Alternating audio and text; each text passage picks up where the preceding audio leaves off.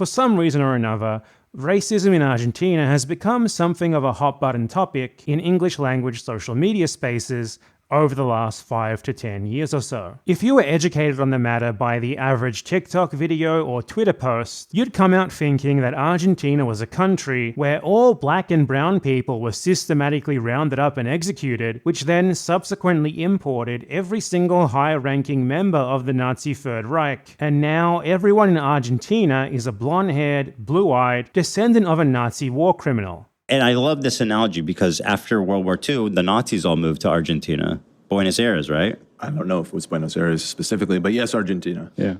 Now, I could speculate on what the motivations of people who spread these sorts of narratives are. I think in a way, for Americans especially, it's a sort of comforting deflection, which allows them to imagine that there is, at least somewhere, a country that is more racist and with a worse history of racism than theirs. But the main problem here is not really the motivations. It's the fact that this stuff is either just factually wrong or exaggerated to the point of parody. So I want to talk here about racism in Argentina in a way that you've probably never seen it talked about before, based on actual historical facts, comparing Argentina with the USA throughout to provide some actual perspective. We're going to be going over a lot of the history and discussing racism in Argentina today, which is really not at all as it's commonly imagined by the many foreigners who for some reason really like to talk about it. So yeah, let's get going. This video was made possible thanks to my supporters on Patreon and Ko-fi. If you like it and you'd like to see more like it, consider heading over there and supporting me yourself.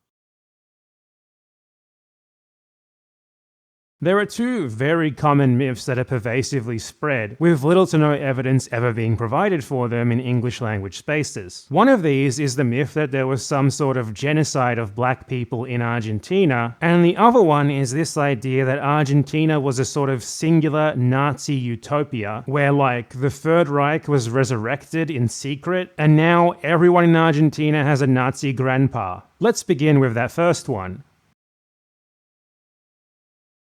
To begin, it is absolutely true that there is a period during Argentina's history where a significant portion of the population was black. As late as 1838, the most populous part of the country, Buenos Aires, had a black population of around 26%, though numerically it is important to add that the overall population of the city at the time was still only 63,000. So there was absolutely a time during the history of Argentina where around 1 in 4 or 1 in 5 people was black. Most of them at this time would have been freed slaves or the descendants of freed slaves. But the overall population of Argentina at the time was simply not very high, and immigration over the coming decades and century came almost exclusively from Europe as the slave trade was abolished during the beginning of the 19th century. There were never any segregation laws, so what actually happened is that this black population, which at one point was significant in proportion but not so much in raw number, simply intermixed with the masses of European migrants who arrived over the course of the nearly 2 centuries afterwards,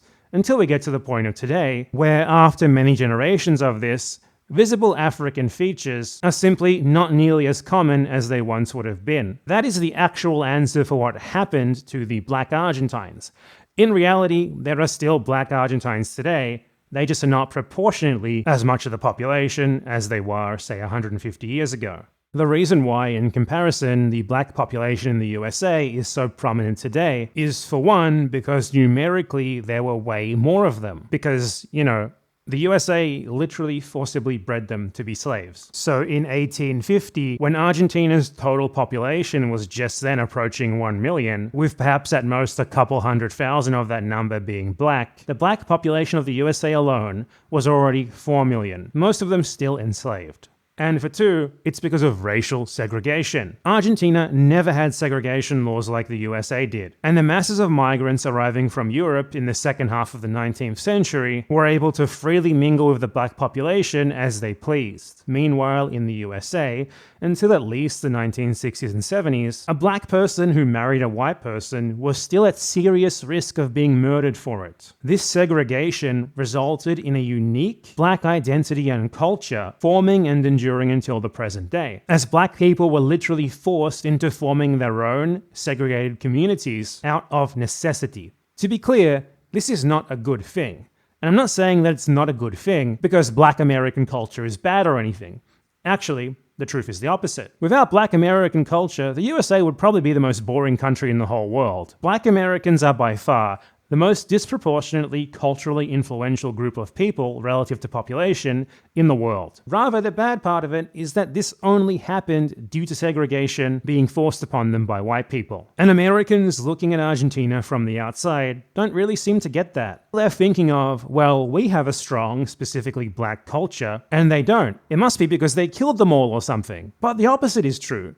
The whole reason why Argentina lacks such a visible, distinct, specifically black culture today is actually because its history of racism is less severe than that of the USA. Its lack of similarly brutal and repressive racist laws is precisely why the African population and the larger European population were able to mix together with relative freedom. So black culture in Argentina did not remain its own thing. Rather, after slavery was gradually abolished, slaves freed, and the population was no longer officially segregated by race, black Argentines became a part of a greater whole, albeit due to their relatively low numbers in gross numeric terms, in more subtle ways that aren't so often noticed today. For example, musical styles developed by Afro-descendants in Uruguay and Argentina became popular with the broader population and eventually contributed to the mishmash of different cultures that is Argentine tango. There was no one behind the scenes like, ha ha ha, yes, make them mingle together to breed out the black people. There was a place where that actually did happen, 100%. It's called Australia though, not Argentina. The alternate explanations that are offered by the English-speaking bloggers who've popularized this black genocide idea are a lot simpler though. If you search on Google for Black Argentina Genocide, you get directed to entirely unsourced posts spreading grand narratives of a systemic campaign to basically hunt down and execute every single black person in Argentina. Nothing like that ever happened, nor does any evidence for it exist. I wish I could direct you to an academic source that debunks this idea, but this was basically just invented in random blog posts spread by uncritical social media users who just saw it pop up when they googled Black Genocide Argentina. And historians don't really seem to have much interest in refuting something which originates from zero historical evidence in the first place, something that was almost entirely made up. I say almost entirely there because it is at least possible that this has its roots in certain misconceptions that used to be somewhat commonly held by some Argentines. Particularly before the 80s and 90s, some tried to explain the relatively low black population in Argentina with two unfounded myths. One, that they were rounded up and sent to die in wars as cannon fodder in an intentional genocide,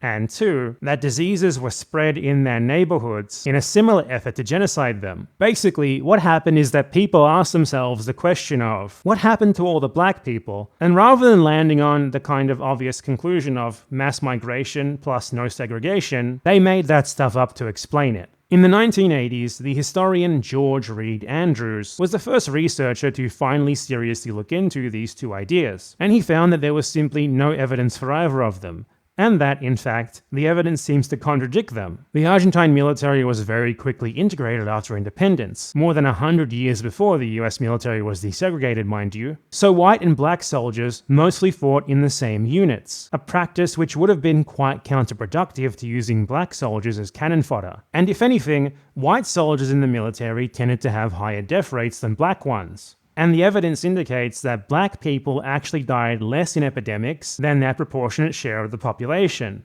So there is simply no evidence that anything resembling these myths ever happened, and there is especially no evidence that such things were intentionally inflicted upon black Argentines. So what likely happened here which resulted in this spreading far and wide is that some American blogger picked up on these already incorrect explanations for why black people supposedly disappeared in Argentina, and then exaggerated them further to an absurd degree by claiming that black people were also systematically hunted down on top of everything else. They then posted the stuff that they made up to their blog, which ended up being indexed by Google and then spread far and wide from there. The reality is just a lot simpler. The slave trade was abolished, so very few new Africans were arriving to Argentina, while many new Europeans were arriving. And this combined with the lack of racial segregation laws to ensure that the relatively low number of black Argentines would gradually mix with Europeans and others over the centuries, to the point that now relatively few people remain who have physical features that are commonly considered to be African. So the truth is quite a bit less dramatic and less useful as outrage fuel compared to the Argentine black genocide myth.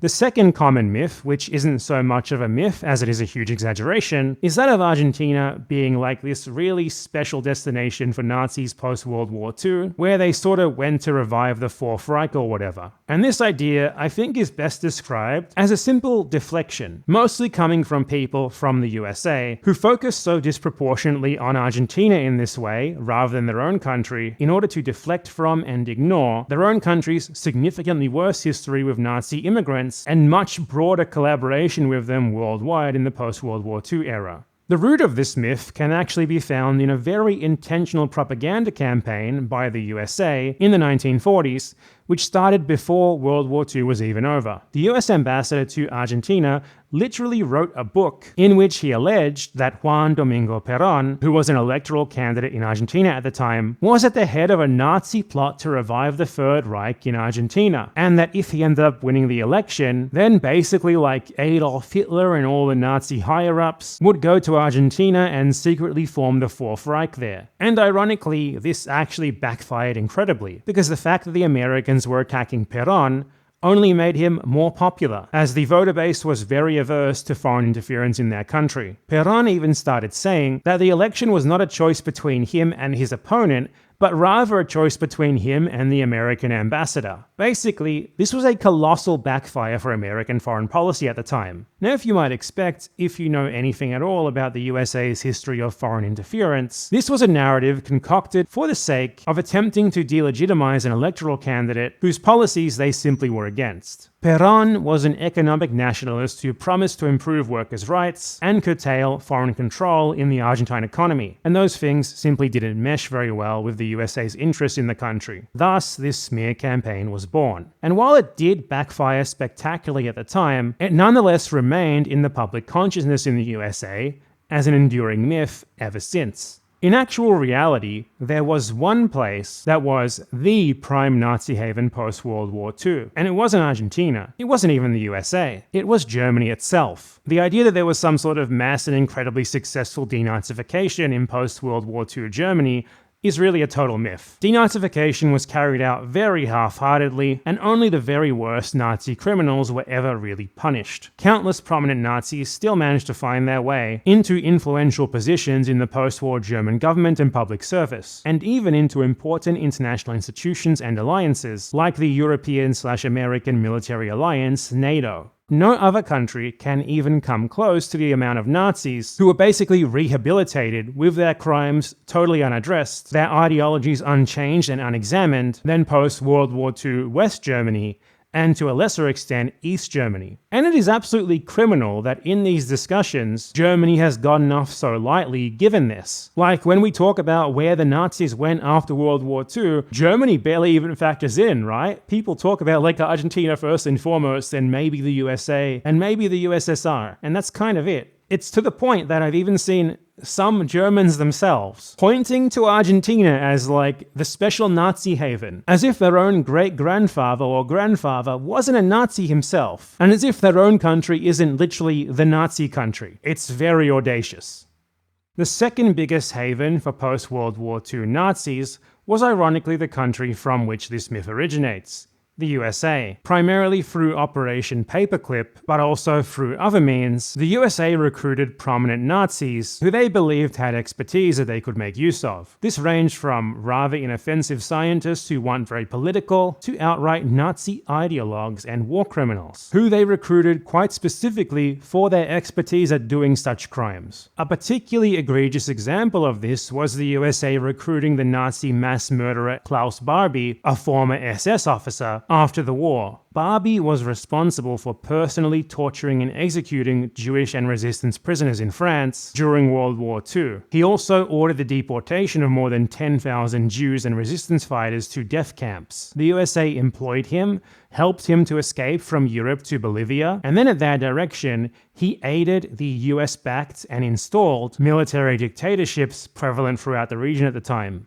Comically, as if to prove my point here about Germany and the USA being the worst offenders together, once his decades-long stint as an American intelligence asset was over, he was recruited by West Germany. So much for denazification.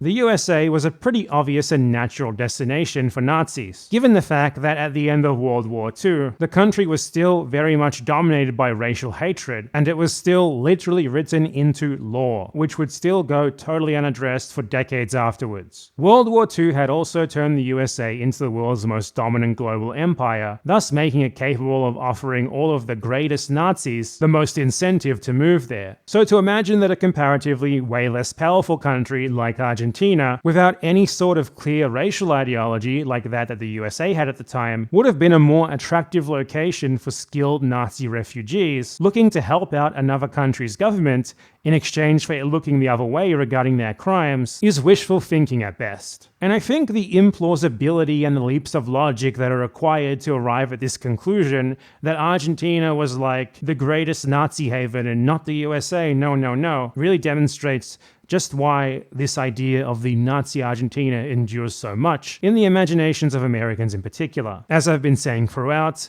because it allows them to deflect from the reality, where their own country was not only the biggest haven for Nazis post-World War II, aside from Germany itself, but also was the most in line with the Nazis ideologically. And notably, the USA today is still one of the global centers of actually existing Nazism. Influential racist politics are far more prevalent there than in Argentina. Nazis march openly in the streets, and there is a neo-Nazi mass shooting or terrorist attack or what have you practically every month there, and I might actually be giving them too much grace with that estimation. This isn't so much the case in Argentina, even though many Americans seem intent on framing it as such. It almost seems like a form of escapism from the reality, which is that their own country is what they imagine Argentina to be.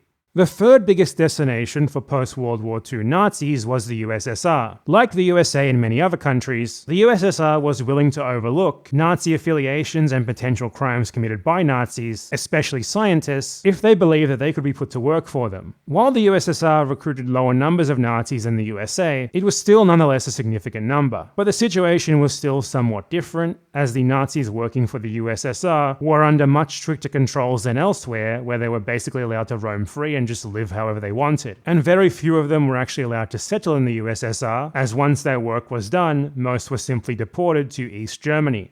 Then, maybe in a very distant fourth, you could say that Argentina was the next most prominent destination for Nazi refugees. Also, quite differently to the USSR, the USA, and Germany, the most prominent Nazis who entered Argentina did not enter under invitation of the government. Argentina at the time had practically no immigration controls, and Nazi fugitives took advantage of that, most prominent among them being Adolf Eichmann. Interestingly enough, the government of West Germany found out that Eichmann was in Argentina already in 1952, but they did not report this to the Argentine government, because they were worried that if he was captured, he would retaliate by incriminating other Nazis, many of whom, by then, already held high positions in the West German governmental apparatus and public service at the time, so they decided to keep what they knew on the down low. Nonetheless, there was definitely some moderately significant Nazis whose entry into Argentina was actually facilitated by the government, though not nearly as many as in the USA and the USSR. The government of the time, under Juan Domingo Perón, had the lofty idea of turning Argentina into some sort of global industrial power, and they were willing to pursue basically any end to get there. And that led them into doing what the actual global powers of the time were also doing, recruiting Nazis who they thought could help out with their goals,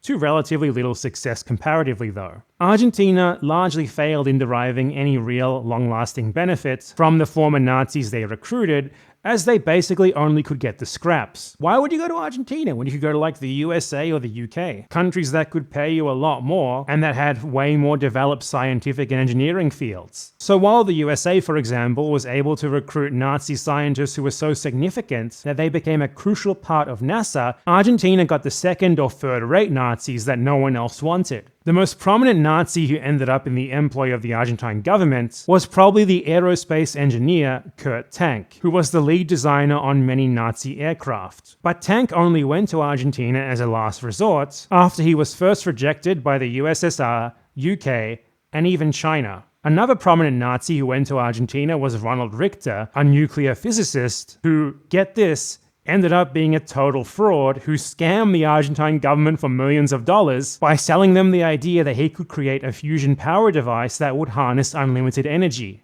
So, not exactly the best and the brightest. Most of the greatest minds of the Nazis either stayed in Germany, went to some other European country, or went to the USA. This recruitment of Nazis by the Argentine government was not, as is often claimed, motivated by some sort of ideological adherence to Nazi doctrine. The American race ideology at the time was, as I said, way more in line with Nazi ideology than anything in Argentina, so that doesn't really make any sense. Juan Domingo Perón, at the same time as he was recruiting these Nazis, was also making inroads into integrating the country's prominent Jewish community into the government and public service for the very first time. He also issued a blanket immigration amnesty to all Jews who had entered the country illegally while fleeing World War II. That's clearly not something that he would have done if he was actually an adherent of Nazi race ideology, rather than just an opportunist who tried, and largely failed, to get some sort of scientific leg up for his country by recruiting Nazis who were viewed as having potentially useful expertise. Historian Renan Rhine notes that overall, only about 20,000 German and Austrian immigrants settled in Argentina post-World War II, and of them, only around 50 potential war criminals have ever been identified. This is far eclipsed by the number of Germans who migrated to the USA post-World War II, which was more than 500,000, with some estimates putting the number of Nazi war criminals in the US at upwards of 10,000. Renan considers the focus on Argentina in this matter to be both the result of the United States demonization campaign against Perón, and also a convenient distraction from the worst offenders in the Nazi rat lines, which were the European countries themselves, and Germany especially. He also states that more Nazis entered the USA and the Soviet Union, so the obsession with Argentina serves to ensure that the debate about post-war Nazi criminals migrating around the world can be ignored in the many other countries who receive them, some of whom in much greater numbers and to much greater benefit. In short, the idea of Argentina as some sort of exemplary Nazi haven post-World War II is a massive exaggeration from the actual reality, an exaggeration that has its roots in a 1940s US government propaganda campaign. Juan Domingo Perón represented a great break from the previous subservient governments that came before him, who were very, very amenable to foreign economic interests, which the Americans simply could not abide by. Since then, the USA has had a lot of difficulty with integrating Argentina into its sphere of influence, though it has very much tried to do so, most notably through its support of the 1976 to 1983 Argentine military dictatorship, which murdered around 30,000 people in what has been ruled as a genocide by Argentine courts. So it has thus remained quite convenient for the US and partisans of American empire to spread this myth and allow it to fester and grow. Since the Nazis are considered the ultimate evil in Western societies, framing Argentina as this sort of special and unique Nazi haven helps to delegitimize a country that the USA has had a lot of difficulty bringing under its control. And that's on top of everything else that I've said here about how it also distracts from the USA's much more pervasive and direct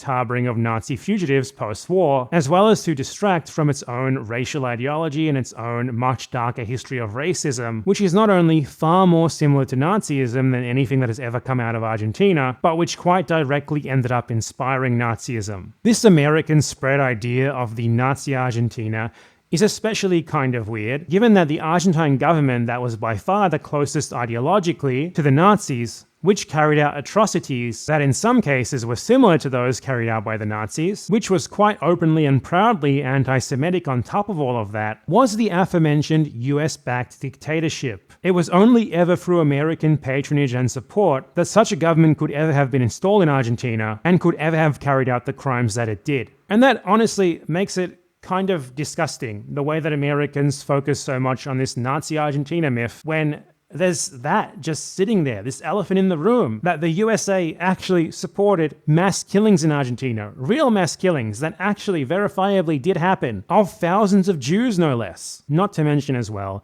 that the number one Nazi sanctuary post-war, West Germany, only existed as it did because the USA, which was pervasively involved in West German politics, both allowed and facilitated that happening. So the actual history is a lot more complicated than it is generally framed. The truth is that there isn't even a particularly significant proportion of Argentines with German ancestry. It's estimated that they are between 4 to 7% of the population, and most people who do have German ancestry in Argentina got it from earlier migrants from the late 19th century, not post-World War II ones, who comparatively only settled in very small numbers. And that compares to 13% of the population in the US who have German ancestry. So if you're gonna accuse anyone of having a secret Nazi grandpa, you've got a significantly higher chance of being closer to the mark if you ask an American that question rather than an Argentine. Today, there is little to no real Nazi influence in Argentina, and especially not in comparison to its enduring, present-day political relevance in Europe, the USA, Australia, and Canada, where crypto-Nazis are increasingly outright winning elections. And what little influence there is in Argentina of such racist right-wing ideologies does not come from the limited numbers of post-World War II German immigrants and their descendants. It's actually mostly imported via the internet by neo-Nazis and their adjacent far-right racists from Europe and the USA, who come into contact with Argentines via social media and other such means. We'll be getting more into this later.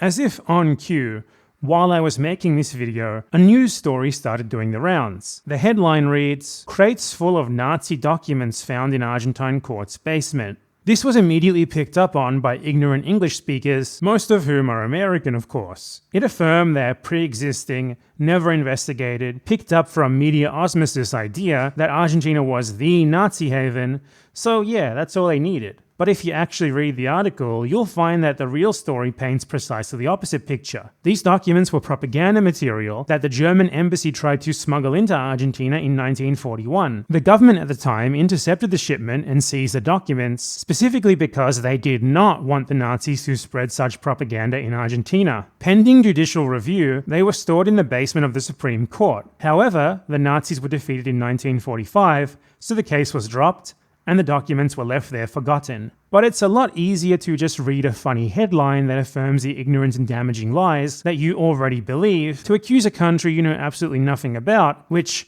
ironically, has been a long-standing victim of imperialism and genocide at the hands of your country, of being what your country itself actually is. These people are simply proudly ignorant, proudly incurious, and their ignorance and lack of curiosity is easily weaponized in order to deflect from the endless globe-spanning crimes of their own nations, and their own infinitely worse involvement in aiding and abetting Nazis and spreading fascism globally post-war. All it takes is one clickbait headline, reaffirming the ignorant garbage that they already believed, and they're off. Now I'm going to move on to Argentina's history with race, which is very interesting in its own right, even aside from this whole comparative discussion. While things certainly were not good by any means in Argentina, and leaders fluctuated from being very racially accepting to being very racist, it's still not nearly as bad as the history of the United States, nor, for that matter, to the racial history of pretty much every single English-derived settler colony, like Canada and Australia. So let's move on to that now, and this is probably going to be the most interesting part of this video, because there's going to be a lot of historical tidbits in here that most of you have never heard of at all.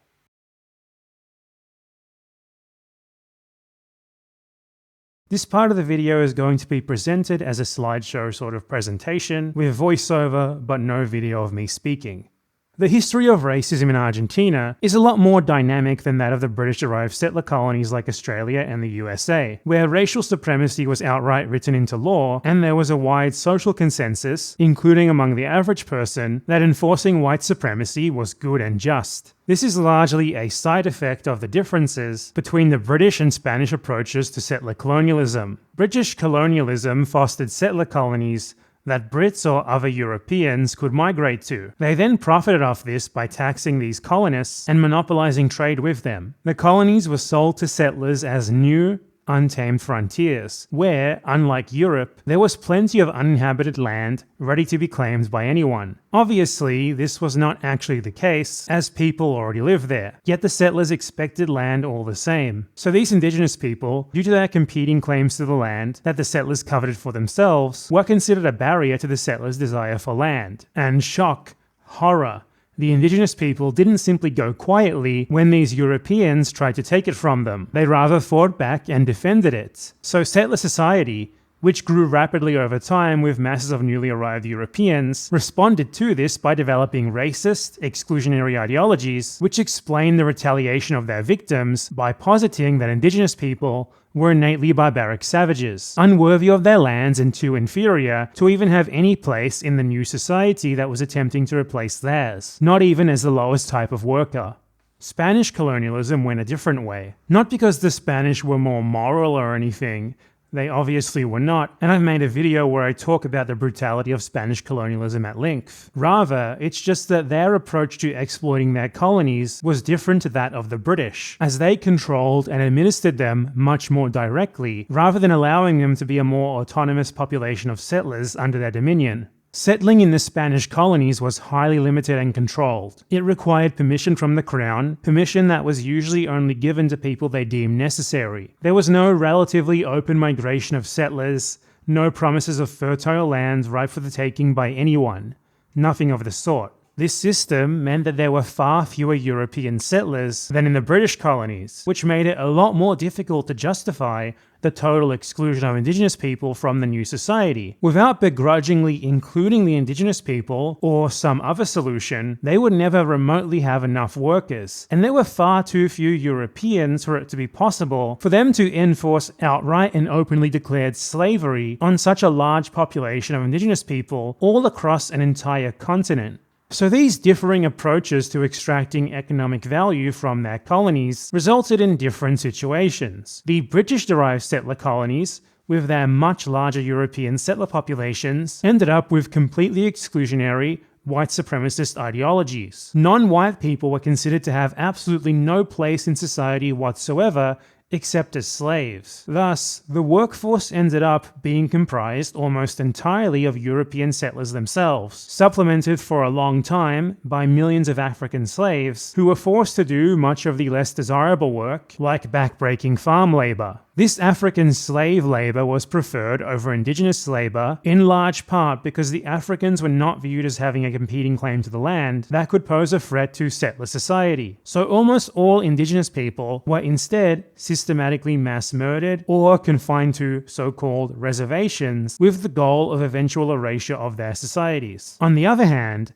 the Spanish-derived colonies ended up with a system of white supremacist racial hierarchy, which did not really entirely exclude anyone, but rather limited their position in society based on their race. To summarize it very simply, whites were on top, indigenous people were somewhere in the middle, and black people, who initially were almost all slaves, were at the very bottom. This system was not entirely rigid, and there were exceptions which were allowed out of necessity to enable it to function. For example, some indigenous groups collaborated closely with the Spanish in exchange for higher status within the colonial hierarchy. Again, to be clear, these different systems did not develop out of better morals and virtues, but rather just due to differing approaches to colonial economic exploitation.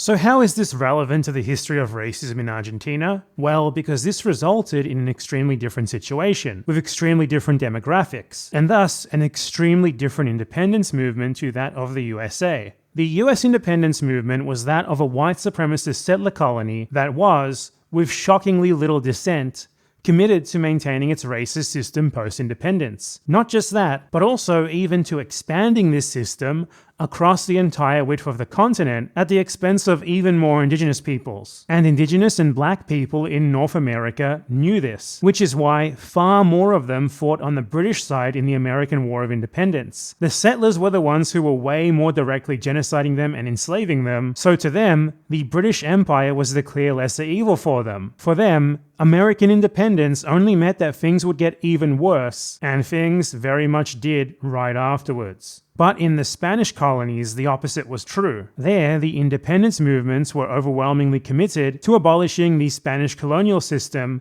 of legalized racial discrimination. Since the vast majority of the population was not white, the independence movements would have had absolutely no chance of succeeding without their support, as without them, there was no way they could form an army, let alone create new independent countries afterwards. So non-white people in the Spanish Americas had actual political capital, which made it a necessity for any successful independence movement to at least pretend to appeal to them. This made it almost impossible for the mostly white leadership of these independence movements to implement openly racist policy, even if they had wanted to. If they did not promise to abolish or at least improve upon the Spanish system of legal racial hierarchy, their movement would have been dead in the water. This situation meant that there were many independence leaders who were very notably different to those of the USA, where pretty much every single significant independence figure was a committed ideological racist. In Argentina, some of them could even be said to have been anti-racist, or at least very racially tolerant for their time, far more than can be said for the US.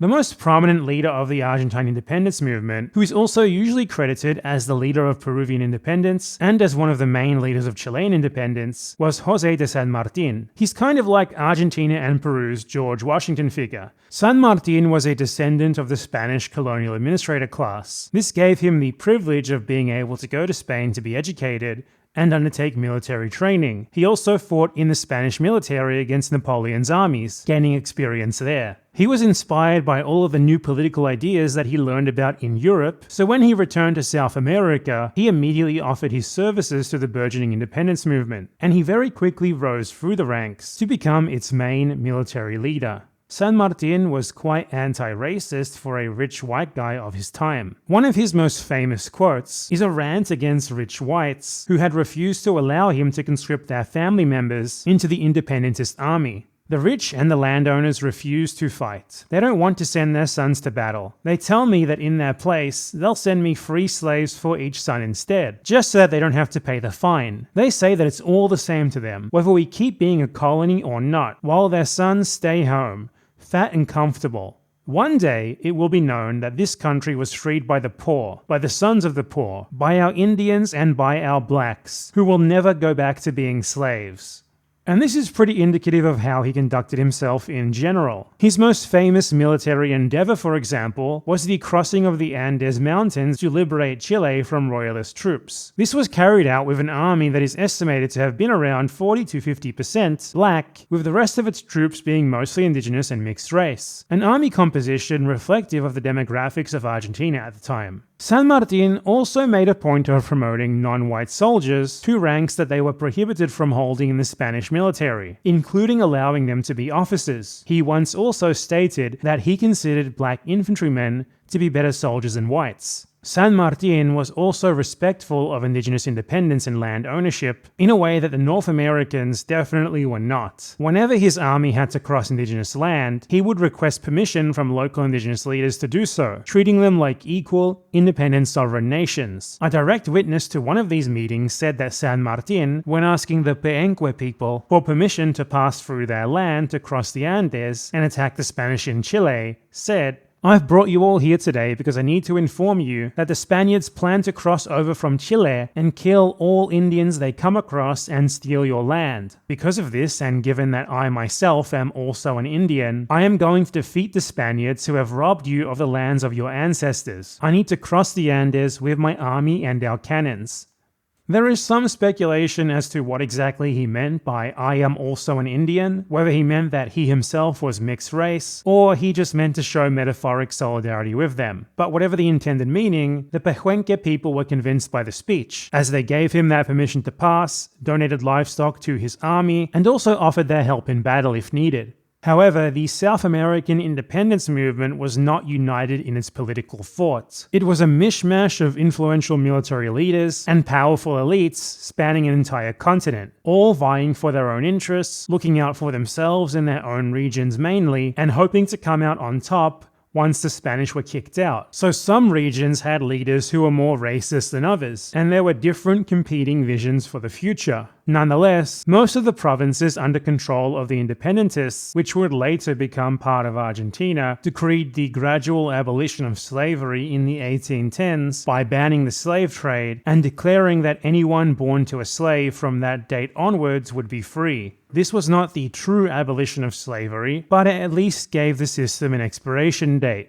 So in this environment of competing leaders and interests, and different things going on in different provinces, San Martin was something of an outcast, as he was mostly a military leader without much actual political power besides that anywhere. He was not a big landowner or a big political thought leader, and most of his leverage came from the fact that people who did hold such power had trusted him to run their military. So his ideas for the future were not shared by everyone, and the only thing that everyone in the independence movement really agreed on was their opposition to the Spanish crown. San Martin was much more preoccupied with fighting a decade-long, continent-spanning military campaign than with governance, so he didn't really have the ability to outright abolish slavery or dictate laws in most places. He did at least offer freedom to any slaves who he came across, though under the condition they join the military for a 2-year period first. Obviously, you're not actually free yet if you're forced into military service first, but it still took some guts to do that on his part, given the immense collective power of the slave-holding landowners who were very much against even the gradual abolition of slavery, who received no compensation for this. And still far better than in the USA, where such a possibility didn't even exist.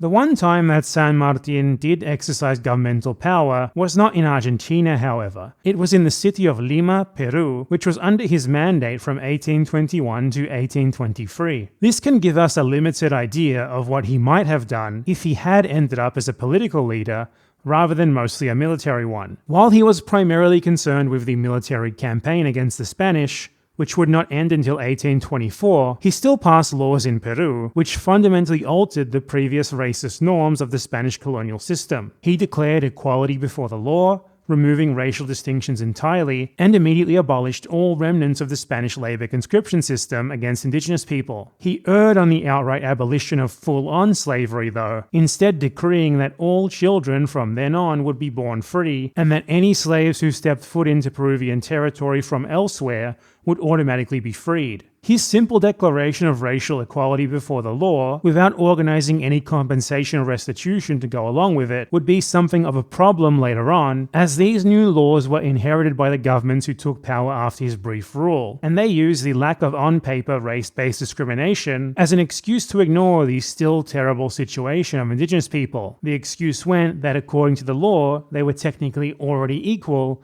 so there was nothing more to fix. So San Martin's governorship over Peru was reluctant, short, and hardly perfect, but he still got quite a bit done overall in a very short time frame.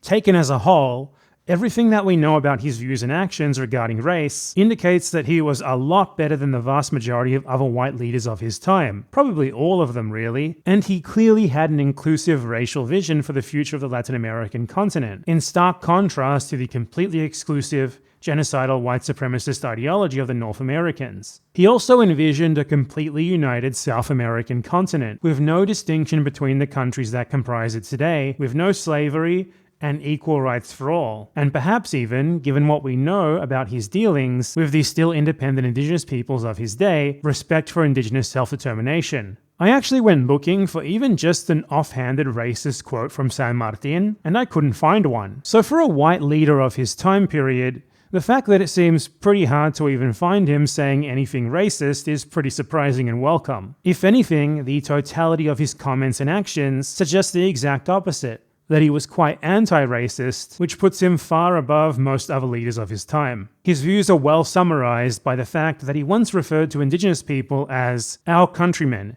the Indians, making it clear that he considered them to be his compatriots rather than competitors. So that's basically a quick summary of the racial outlook of the George Washington figure of Argentina, who, I think it's fair to say, was a more admirable figure than the actual George Washington, unless you're racist. Two other Argentine independence figures of note who are worth contrasting with their American counterparts are Martin Miguel de Guemes and Manuel Belgrano. Guemes was a military commander in the north of Argentina who led a mixed-race guerrilla militia against the Spanish crown in the region. This militia was largely comprised of gauchos, mixed-race ranch workers, and indigenous people. He was wildly popular among the predominantly non-white majority of the area, whose support for him was strong enough that it allowed his informal army to beat much better trained and equipped Spanish armies many times over. Eventually, in 1821, the Spanish took advantage of a brief regional civil war to launch a surprise attack that assassinated him. Guemes was also supported by Belgrano in his passing and enforcement of what was called the Fuero Gaucho, a set of laws implemented and enforced by Guemes and Belgrano, which liberated the gauchos from forced labor and declared them equal citizens. This is part of the reason why Guemes was assassinated by landowners who sided with the Spanish, because they were angry about this law. While not as important of a figure as someone like San Martin, he still must be mentioned, as he is another Argentine independence leader who was very popular among the masses, and who did not care very much at all about race, at a time when racism was all the rage in North America. And his army, like most Argentine independence armies, was full of the non-white people that made up much of the population of the time. Manuel Belgrano, mostly known in Argentina for designing the flag, also did way more besides just that. He was probably the second most significant military commander of the Argentine independence struggle, but unlike San Martin, he does actually have a couple of well-known racist quotes. For example, he once had a written argument with San Martin, in which San Martin argued that black soldiers were capable and essential to the war effort, while Belgrano blamed the supposed cowardice of some of his black soldiers for some of his defeats. However, there is also record of Belgrano promoting a black woman to the rank of captain, something almost unheard of at the time for black men, let alone women. Belgrano also made proclamations abolishing most of the racist laws of the Spanish legal system pretty much everywhere that he exercised effective control as his armies advanced. It's certain that at least some of this was done for pragmatic reasons rather than simple, genuine ideological anti-racism. After all, freeing indigenous people from forced labor for the Spanish and liberating them from paying taxes to the Spanish had obvious utility when you were fighting the Spanish. But this was still far better than the USA, which was insanely ideologically racist, to the extent that such endeavors, even for pragmatic reasons, were borderline unthinkable there. Manuel Belgrano was also the architect of what was called the Inca Plan, the idea that, post-independence, a vast united country should be formed that would encompass at least modern-day Peru, Bolivia, Chile, Argentina, Paraguay, and Uruguay. This country would be ruled as a parliamentary monarchy in the style of the United Kingdom, with a descendant of the former Incan monarchy as head of state, and the historical Incan seat of power, Cusco, as its capital. This is clearly not the sort of idea that one would expect from committed, ideological white supremacists. At a time when the USA was actively deporting and massacring any indigenous people who they came across to steal their land, some of the most important Argentine leaders were seriously proposing submitting themselves to an indigenous ruler. And I mean seriously, because this wasn't just some throwaway proposal that he scribbled on a note once or something. It was a legitimately popular idea that a lot of important people backed. It was even put forth at a congress between representatives from every province, where decisions were to be made regarding the future of the independence movement and the character of the country that they were hoping to form. It was also hotly debated in the media and among the general public, with practically every independence figure of the time weighing in. It was supported by, among others, San Martin and Guemes, and the latter even published a newspaper column where he threatened those who opposed the plan, saying that he would go to war against anyone who attempted to impede its implementation. A pretty serious threat from one of the major military leaders of the time to literally go to war for the sake of installing an indigenous sovereign to rule his country from a traditional indigenous city.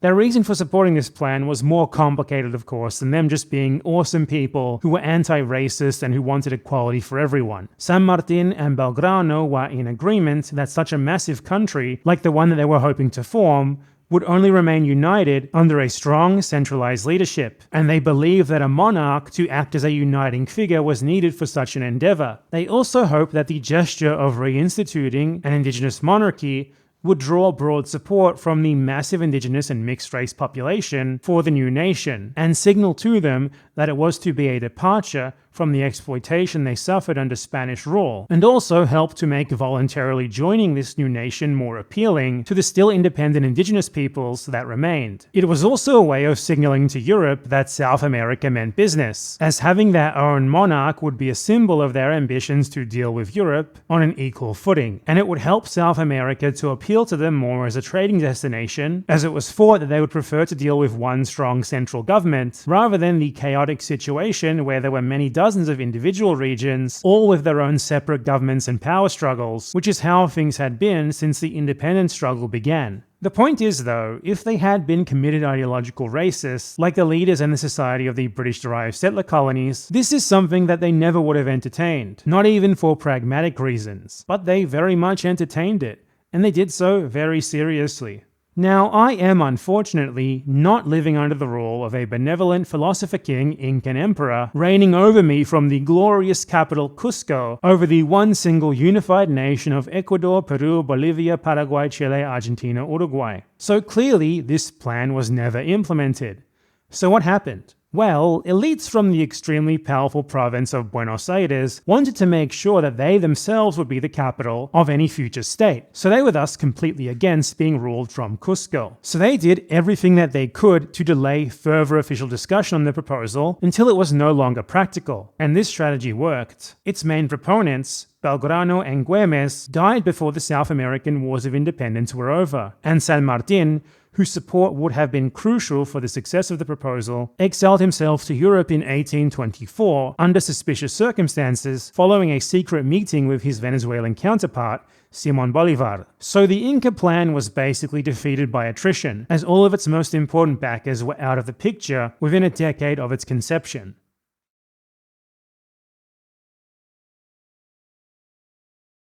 This conflict between the interests of the elites of Buenos Aires against the other provinces would come to characterize the rest of the 19th century in Argentina. Said conflict was so serious that Argentina did not even become a unified country under that name until 1861, nearly 40 years after the pivotal Battle of Ayacucho in 1824, which definitively kicked the Spanish out of South America, all because Argentina was stuck, embroiled in a long period of civil wars within civil wars. Buenos Aires was an incredibly powerful port province, positioned right at the estuary to one of the most important rivers on the continent. It also has much of the best arable land in the region. This created a situation where the elites of Buenos Aires, mostly large agricultural landowners and merchants, had massive coercive power over the other provinces, as everyone else needed access to both the river and the port for their most basic necessities, and Buenos Aires was able to deny them those things whenever it wanted. So for decades following independence, the region was embroiled in civil wars and power struggles between many different provinces and their leaders, who also often fought amongst themselves as well. But broadly speaking, they were usually split into two groups: the Unitarians, who wanted Buenos Aires to have special privileges that would ensure the dominance of its elites in any future unified country, and the Federalists, who wanted to form a country where every province was equal, with equal and fair access to the use and rents of the port of Buenos Aires. These two sides were also quite ideologically opposed. The Unitarians, who were primarily concerned with securing special privileges for a tiny group of economic elites of just one province, gravitated towards the American and British-style liberalism of their day, including its racist and colonialist aspects. Their political ideology was basically just, since we think it'll be best for us personally, let's copy the USA, racism and all. Except the federalism part, of course.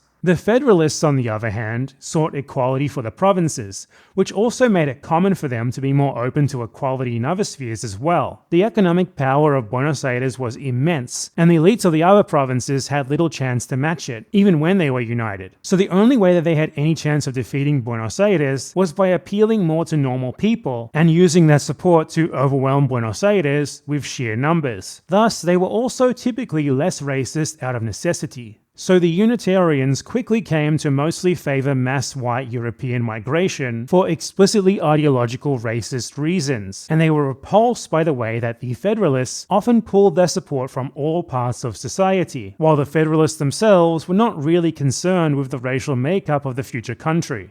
This civil conflict between the Unitarians and the Federalists is sometimes erroneously boiled down to just being about the greed of Buenos Aires versus the other provinces. But that's a great simplification of what it really was. It was really a conflict about who this future country would be for, one of elitism and racism versus one of unity by necessity. And there is no figure who better demonstrates this, both in his actions and in the way that he was subsequently mythologized, than Juan Manuel de Rosas, who was the first big-time post-independence power holder of the region.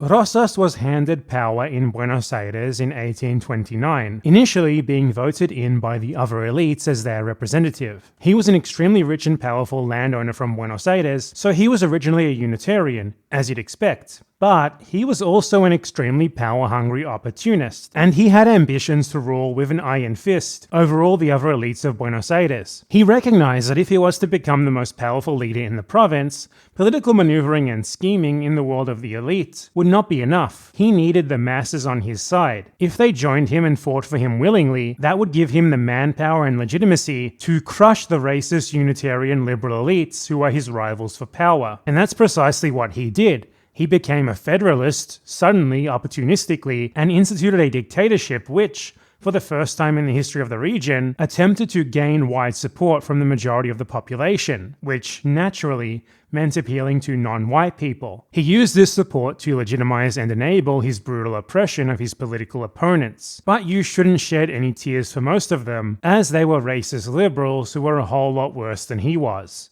Rosas was an opportunist rather than someone ideologically motivated. So it's not that he was a super mega principled anti-racist, it's rather that all he really cared about was that he be the one in power, and being anti-racist helped him with that at the time. This is demonstrated by the fact that while he was quite popular among non-white people, he still decided to briefly re-establish the slave trade for a 2-year period from 1831 to 33, something that he got away with among his black supporters because he only imported slaves from elsewhere, rather than re-enslaving black Argentines. He also orchestrated one of the first large-scale indigenous massacres in Argentine history in 1833, when he led a military campaign that killed at least a couple thousand Rangel and Mapuche people in Argentina's interior. This massacre was not mainly racially motivated though, as Rosas also worked with and respected the independence of other indigenous groups, provided that they didn't get in his way, of course. That's in contrast to later genocides of indigenous people in Argentina and in the US and other places, which were carried out for explicitly racist reasons, like indigenous people in general being considered inferior barriers to progress who were genetically unworthy of their lands, and other such generic European colonial justifications. Opportunistic and self-serving as it may have been, Rosas and his followers still used clear anti-racist rhetoric that was almost unimaginable from the people who held actual power in the USA or other British-derived colonies until much later. An illustrative example of this comes from 1843, when an article in Rosas's official newspaper responded to the charge against his family levied in a rival Unitarian newspaper that he, shock, horror, had allowed his daughter to dance with black men. Rather than deny the allegation, he embraced it.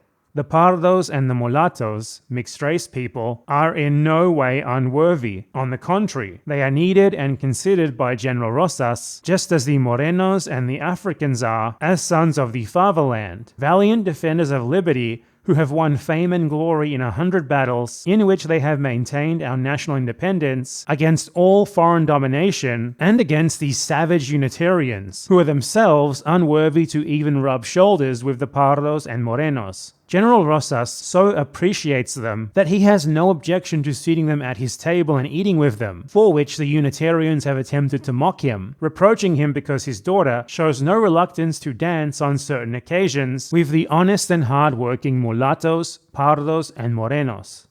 Reading this, it's really not hard at all to see why Rosas was so popular among the masses, in contrast to the other elites of Buenos Aires who were, at this time, literally writing articles calling for the reinstatement of slavery because the freed slaves were demanding high wages for domestic work. One such article, published just a year after Rosas was deposed in 1852, explicitly blamed Rosas for having uplifted black people too much, to the point that now they thought themselves too good to be domestic workers. The article's proposed solution to this was that the government re-enslave them and rent them out to rich families as servants.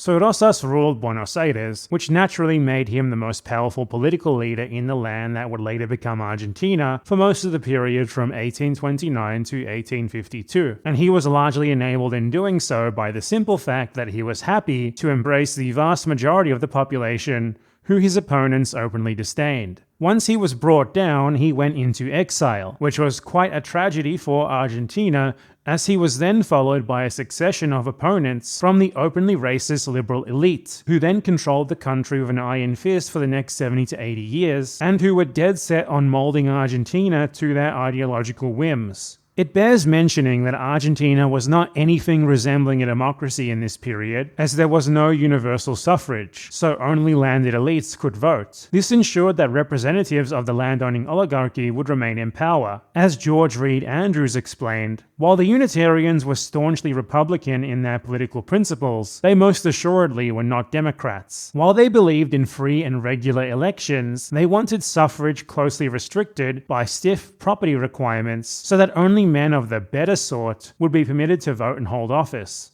So by any reasonable measure, these leaders were all dictators, just as Rosas was, but unlike him, they did not have any popular legitimacy, so it would thus be incorrect to take their racist views as representative of the views on race among the general population. Unlike the USA, where the elites and the general white population were mostly in lockstep in their white supremacist ideology, Argentina always had a massive disconnect between the politics of the elites and those of the general population. These Unitarian liberals and their supporters created a sort of black legend about Rosas, which cast him as basically the ultimate evil of Argentine history, an example of everything that needed to be avoided if the country was to progress. As historian Jeffrey Shumway wrote, "The liberal version of history, known by some as the official history of Argentina, emerged after Rosas fell from power in 1852 and was largely anti-Rosas polemic. In the histories written by the victorious liberals, Rosas served as a model of barbarism that Argentines needed to shun. Rosas was characterized as a barbaric caudillo, an unsophisticated, brutish military strongman who ruled with nothing but brute force, who was, shock and horror, happy to consort with non-whites and poor people, in stark contrast to the supposedly enlightened, racist Unitarian white landowners of Buenos Aires, who knew where those people really belonged." If you've heard the term caudillo used despectively, a part of the reason for that negative modern-day connotation comes from these polemics written against Rosas and the demonization of other similarly popular military strongman leaders in other Latin American countries. He was, as Andrews wrote, turned into the Antichrist of Unitarian-dominated Buenos Aires, and the negative stereotype of the barbaric, brutish caudillo was part and parcel with that. A lot of this hatred of Rosas was, on the surface level, presented as being due to him having been an unelected authoritarian dictator. But in reality, this had nothing to do with it at all, as those who peddled this idea were themselves dictators or supporters of dictators who could not have won a legitimate popular vote to save their lives. Rosas was rather really presented in this way, because his politics were completely opposite to their own political vision. Rosas opposed foreign domination, while Unitarians actively courted foreign capital and were happy with Argentina being subservient to foreign empires, as long as they could line their own pockets in the process. Rosas embraced Argentine nationalism, while Unitarians were self-hating and saw Argentina as an inferior country that had to be changed and molded to be more like the United States. For them, it needed to be something that wasn't Argentina at all. Rosas was fine with treating non-white people as equals, while the Unitarians saw their mere presence as a burden. Rosas appealed to the poor for support, while Unitarians sought to completely exclude them from any political participation.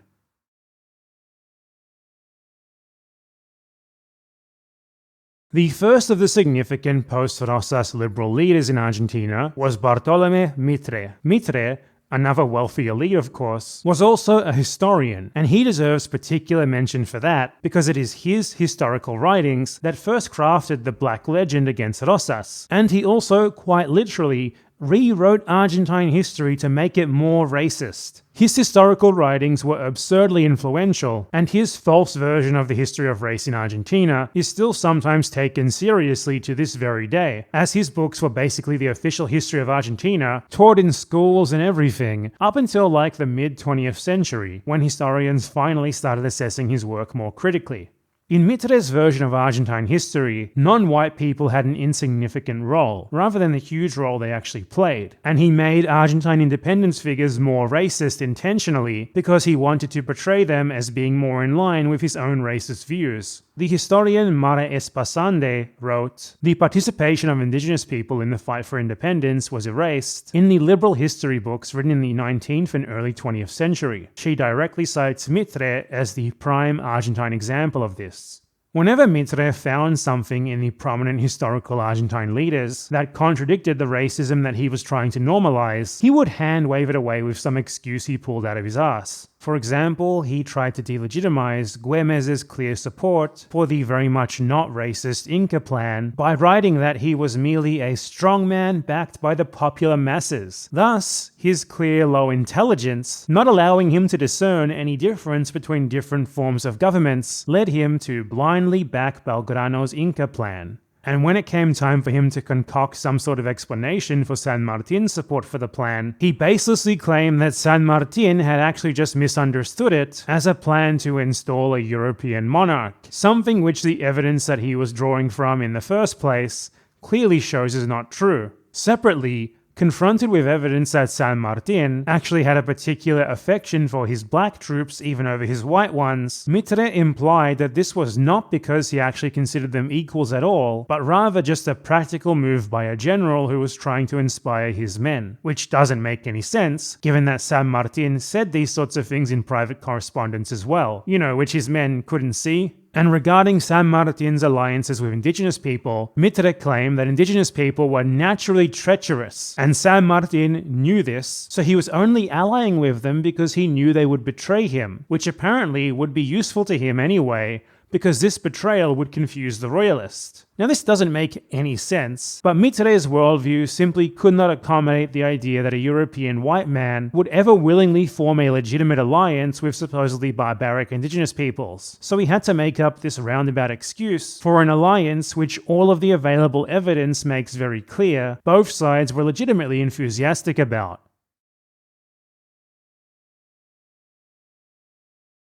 The second of these big-time racist liberal presidents was Domingo Sarmiento, president from 1868 to 74, who continued on from the groundwork laid by Mitre to put more of the vision to copy the USA into practice. Notably, Sarmiento is the one who was blamed in the blog post that started the Argentine black genocide myth for sending out death squads to round up and massacre black people en masse. The reality is not nearly as bad as that, though he was still a massive racist. Sarmiento was the architect of Argentina's public education system. Interestingly, in spite of his own clear personal racism, he did not institute any racist or discriminatory policies based on race into the system, segregation or otherwise. Sarmiento also began the large-scale government promotion of European migration to Argentina. But given that he was copying the Americans, who were a British colony, he naturally wanted Northern Europeans, not Southern ones, so that Argentina could be like the USA, a desire which he had clearly expressed in his very own anti-Rosas polemic that he wrote back in 1845. In it, he lambasted blacks and indigenous people for their supposed racial deficiencies.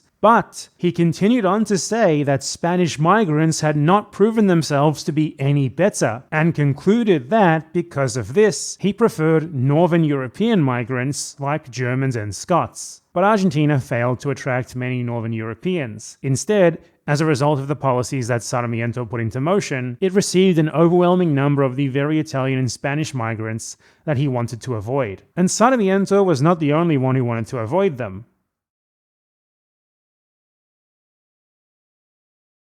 Another figure who bears mentioning is Juan Bautista Alberdi. Alberdi never held actual political power, but he's still notable for inspiring much of Argentina's first ever constitution, and for today being the patron saint of Argentina's so-called libertarians and liberals, which, to be clear, is a confusing label. In the Argentine context, Both of those labels mean the same thing. This means a social conservative who is also fanatically for free market capitalism, basically. Basically, they're American Republicans. Might be confusing given that liberal in the US context means something else. And the way that I'm using liberal here is like, a liberal for the times in which these people lived, which is like a classical liberal today, I suppose. So Alberdi is held up by many as a great intellectual thought leader who had biting and insightful writing. But in reality, he, like literally every other Argentine liberal mentioned here, was a seventh-rate intellect with not one original thought. He and they never did much more than look towards the United States and copy what they did down, but unlike the American intellectuals who they copied, who were racist who still nonetheless, at least sometimes had a little bit of insight to offer in other areas, the work of these Argentine liberals is all just plain unoriginal and really embarrassing to read.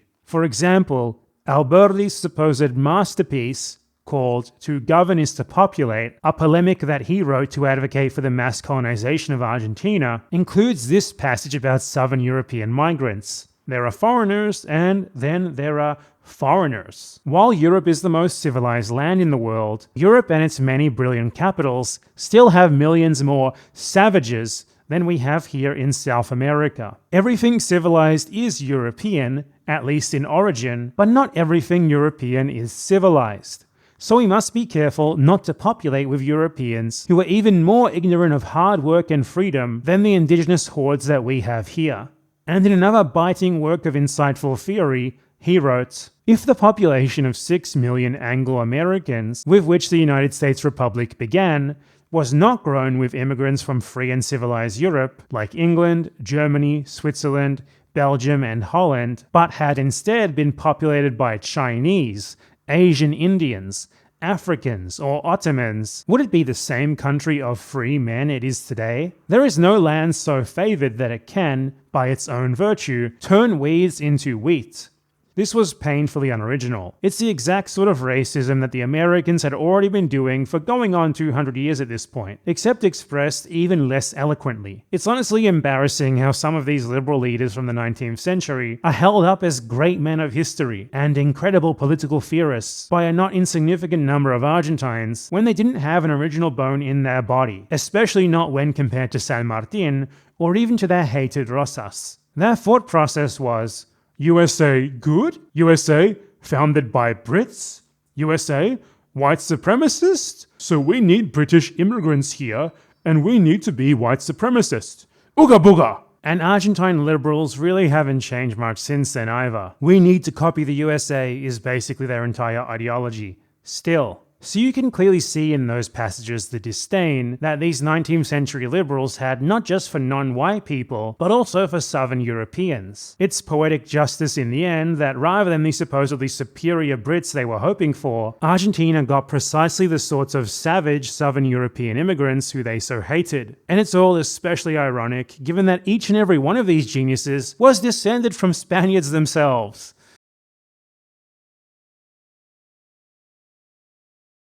The last one of these 19th century liberals who bears specific mention is Julio Roca, who is mostly notable for being responsible for carrying out Argentina's most prominent attempt at an indigenous racial genocide in the style of the American Manifest Destiny, which was openly stated to be carried out for racist and colonialist reasons. This campaign was officially known as the Conquest of the Desert. It began in 1878 under Roca's predecessor, though Roca was the general responsible for carrying it out from the beginning. He was in large part chosen as president soon following because his fellow elites decided that, due to his military experience, liberal ideology, and staunch commitment to racism, he was the best pick to continue to carry out this genocide. Roca led a campaign that took the racist, American-inspired logic of Argentine liberalism to its ultimate conclusion: the subjugation or extermination of all of the remaining independent indigenous peoples in the territories, which were formerly claimed by the Spanish Viceroyalty of the Rio de la Plata, mostly to the west and south, but also in the north. Around 15,000 indigenous people were killed, and any survivors were forcibly deported from their lands, often to far-away rural areas, where they were left with no choice but to become exploited farm laborers for the oligarchic landowners. The motivations for this campaign were explained quite succinctly by Roca himself. We as a nation are embroiled in a racial conflict in which the indigenous people are to blame for the misfortune of their own disappearance, carried out in the name of civilization. Let us morally destroy this race, annihilate its political power and organization, eliminate its tribal order, and, if necessary, divide their families. Such a broken and dispersed race will eventually then embrace the cause of civilization. So this was the definitive racial genocide of Argentine history. Not one of black people, but of indigenous people. And not one that was the result of some sort of especially racist Argentine essence, as many genius Americans seem to like to imply, but rather of a decades-long process of undemocratic rule by the oligarchic landowners, who were both very vocal about being inspired by the USA and very open to allowing their country to be economically dominated by foreign powers, such as the USA. It's important to note that this genocide is an example of the primary form of racism that exists in Argentina, by far, anti-indigenous racism, not so much anti-black racism, which really shows you just how far off the mark Americans are when they talk about racism in Argentina, as the existence of indigenous people does not even seem to factor into their narratives of an endless history of white supremacist genocide. They're always talking about imagined genocides of black people, and pretty much never mention indigenous people.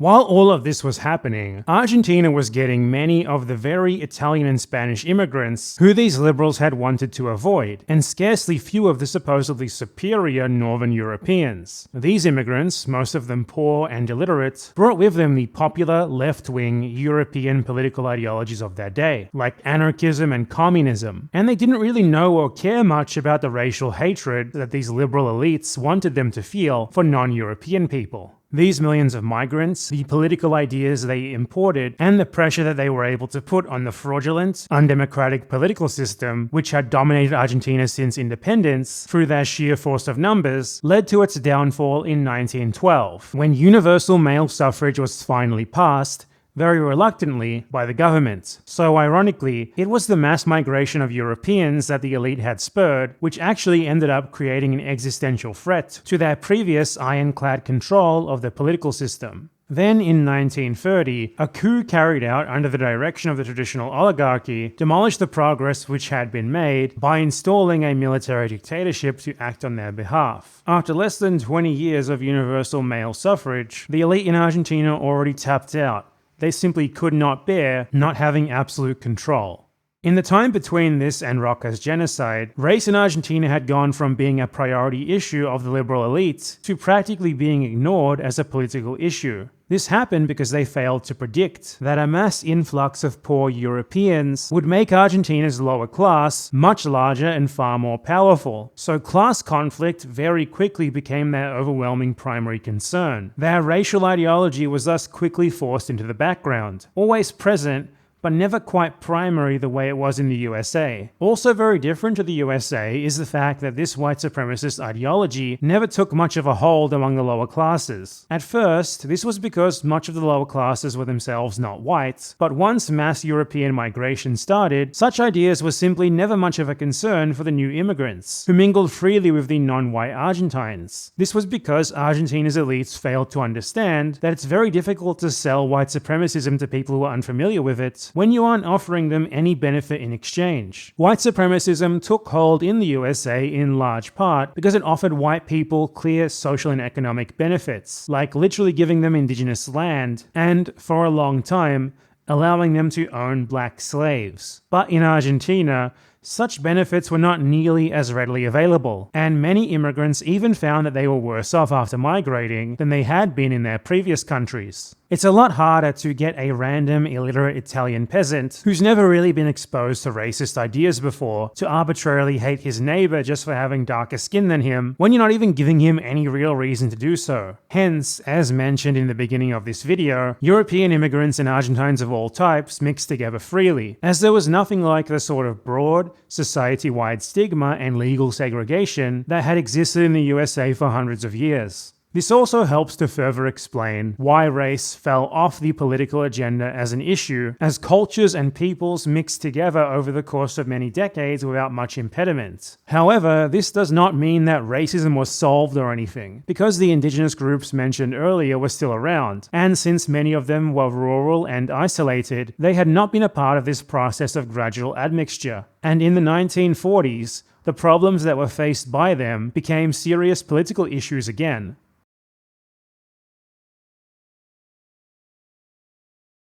Argentina post-1930 was ruled by a succession of dictatorships that were interrupted 15 years later by what can only be described as a massive popular uprising. Juan Domingo Perón, who was actually himself a prominent member of this dictatorship during its latter stages, used his position within it to gain a lot of popularity among the lower classes by instituting very popular welfare policies and workers' rights, and promising to do even more if he were elected president. So there was immense pressure put on the dictatorship by the majority to allow Perón to run for president, which forced them into allowing elections in 1946.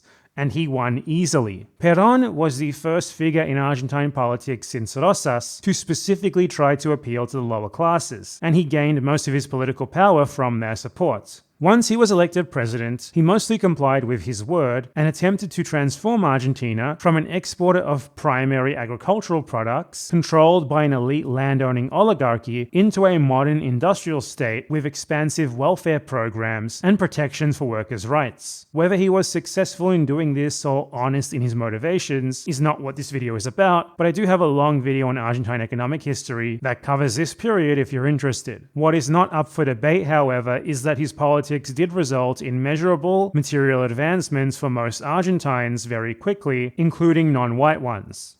The masses had forced the dictatorship to hold the election that Perón won through a massive spontaneous protest on the 17th of October 1945. In response to Perón being arrested, in a last-gasp attempt that the dictatorship made to prevent his inevitable rise to power, millions of people flooded into the center of Buenos Aires and forced them to release him. This multitude of people completely shattered the bubble that the Argentine elites had lived in for so long. They had been convinced, just as ignorant Americans still are today, that Argentina was a country of white people, because they had locked themselves away from the multiracial reality. One of them wrote about this event like so: Perón caused in the central streets of Buenos Aires the eruption of a social sewage that none of us recognized or saw coming. It seemed like an invasion of people from another country, speaking another language, wearing exotic dress, yet they were apparently Argentines. We felt goosebumps watching them march, a previously silent horde, with signs that threatened us with a terrible revenge. The elites had deluded themselves into thinking that the racially white country that they had dreamt of in the 19th century had, somewhere along the line, magically come into being. But it never had, and October 17th definitively disproved that idea in the most confronting way possible for them. The Argentine masses were mixed race, and worse, they had now rallied behind a leader. These elites talked about this horde of people in clearly despective racial terms, calling them things like cabecitas negras, meaning little blackheads, a racial slur for a mixed race person. Such terms, however, were embraced and reclaimed by Perón's supporters of all races. He had broad support among most people in the country across racial lines. This included a widespread, almost fanatical support among indigenous people. Many of them had been forced into farm work for generations due to being displaced by Roca's genocide. They lived on large estates in a relation of dependency with the landowner that was scarcely much different to slavery. This was also a circumstance that was shared by many others, not all of whom were indigenous, and the public was acutely aware of this problem and heavily sympathized with these farm workers. One of Perón's promises had been to better the conditions for these workers, which he did so very quickly by passing a law that gave them basic workers' rights for the first time ever. Yeah, things had been so bad for them previously that rural workers were specifically exempt from almost all labor laws.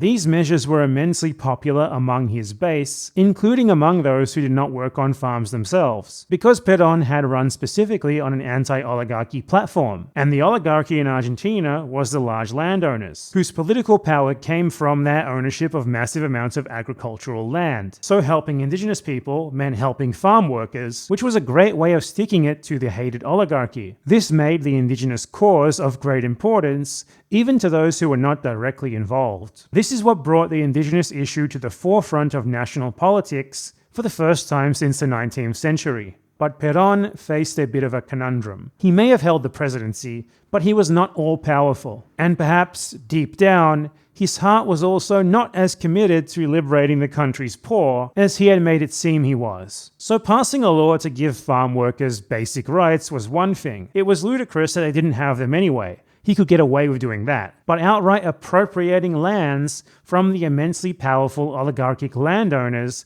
and giving them to indigenous people was a whole nother thing, and he was unwilling to go that far. But his supporter base really wanted him to do that. Indigenous people especially, of course. It's why they supported him, because he presented himself as being against the same oligarchy that was presently occupying their indigenous homelands and using them as practically forced labor on it. This culminated in a massive indigenous march on Buenos Aires in 1946, where thousands of people carrying portraits of Perón arrived on foot after having walked for 2 months from multiple provinces away to ask him to appropriate land and give it to them. This march was reported on with great enthusiasm by the pro-Perón press and was supported by pretty much all of Perón's supporters, who joined their protest in great numbers once they arrived in the city. Perón and other members of his government even personally received them to great fanfare and promised to help them with their plight. But then, a few weeks later, talk of the protest had died down. It was no longer the breaking news item, yet they were still there,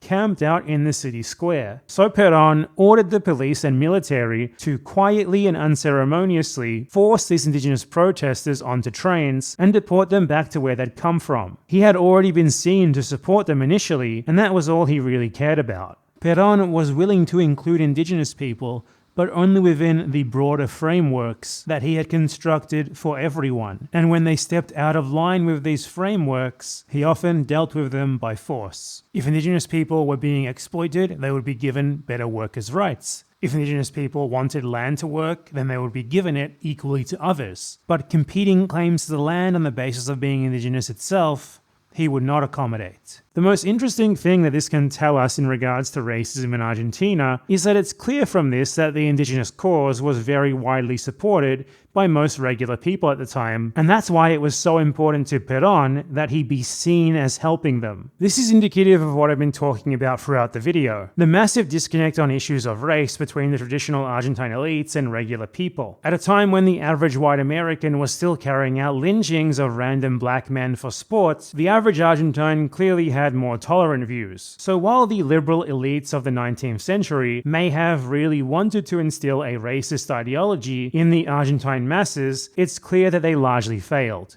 Another one of Perón's actions against indigenous people also must be mentioned here. In 1947, a group of Pilagas people from northern Argentina were fired en masse from an isolated sugar plantation after they protested when their wages were not paid. They had lived on this plantation in a situation of total dependency as they had moved from far away because they were enticed by the promise of work. So losing this job immediately made them destitute. In search of help, they marched to the nearest town some 400 kilometers away. The situation in this small town quickly became dire as it was not big enough to support a sudden influx of so many people. They publicly pleaded to Perón for help with their situation and seemed sure that he would come to their aid. Perón initially sent them trains of humanitarian aid and pledged to help. But once it became clear that these people had nowhere to go and that the only permanent solution would be for the government to give them somewhere to go, which would almost certainly have required the appropriation of some land for them from the larger landowners, the decision was taken to instead force them out violently.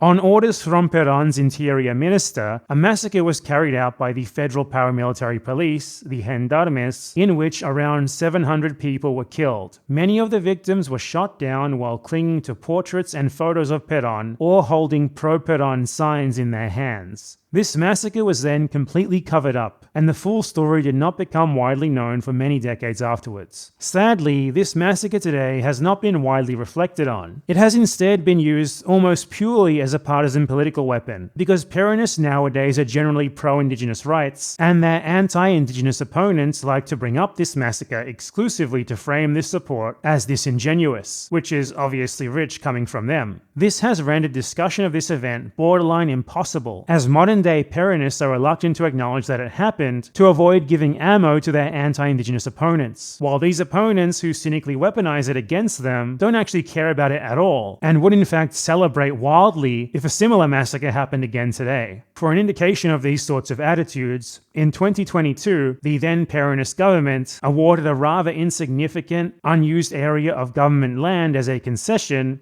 to Indigenous people in Mendoza. Then in 2025, once the right-wing government of Javier Milei had taken over, they took this land back to rapturous applause from their supporters. They consider it traitorous to give government land to Indigenous people, despite the fact that they claim to be against government ownership of everything, and that these Indigenous people are also Argentine, so it's not really traitorous to give them land anyway. These were the two main events relevant to racism during Perón's presidency, and they make the disconnect between the man himself, his image, and the views of his supporters quite evident. While he instituted long overdue economic and social reforms that made things a lot better for most people, and which duly won him massive support, he clearly was nonetheless happy to do horrible things if he deemed them necessary. However, even if the man himself was not always genuinely supportive of his own stated positions, his supporters clearly were, and were very much multiracial and happy to identify as such.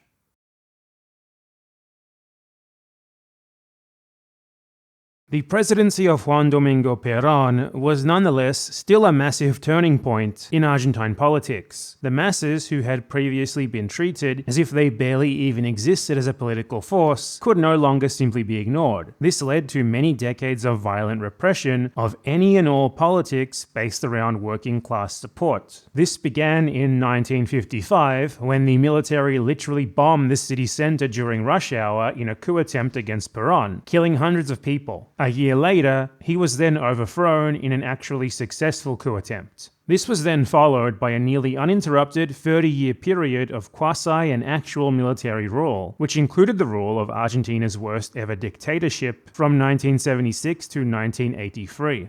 Interestingly, race was still not much of a political issue during this period. Politically engaged working-class people were certainly derided with racial insults, but this did not translate into the sort of racist political policy long prevalent in other countries like the USA and Australia. The pressure that was put on these unpopular military governments by the lower classes made it very hard for them to focus on things aside from class politics. The Argentine elite's biggest problem has always been that you can't divide and rule when you've never really been able to capture people's attention in order to divide them in the first place, as had been done with the legally enshrined white supremacism in the USA and other countries. The last military dictatorship, aside from just massacring tens of thousands of opposition leaders and activists, did carry out one very notable, large-scale, clearly racist action, the likes of which had not really been seen in Argentina since the 19th century, and which has not been seen since. They rounded up Bolivian and Paraguayan migrants by the thousands, forced them to sign documents renouncing their legal residency, and deported them. It is no coincidence that migrants from neighboring countries that tend to have more indigenous admixture were targeted for this campaign, while those from whiter neighboring countries like Chile and Uruguay were not.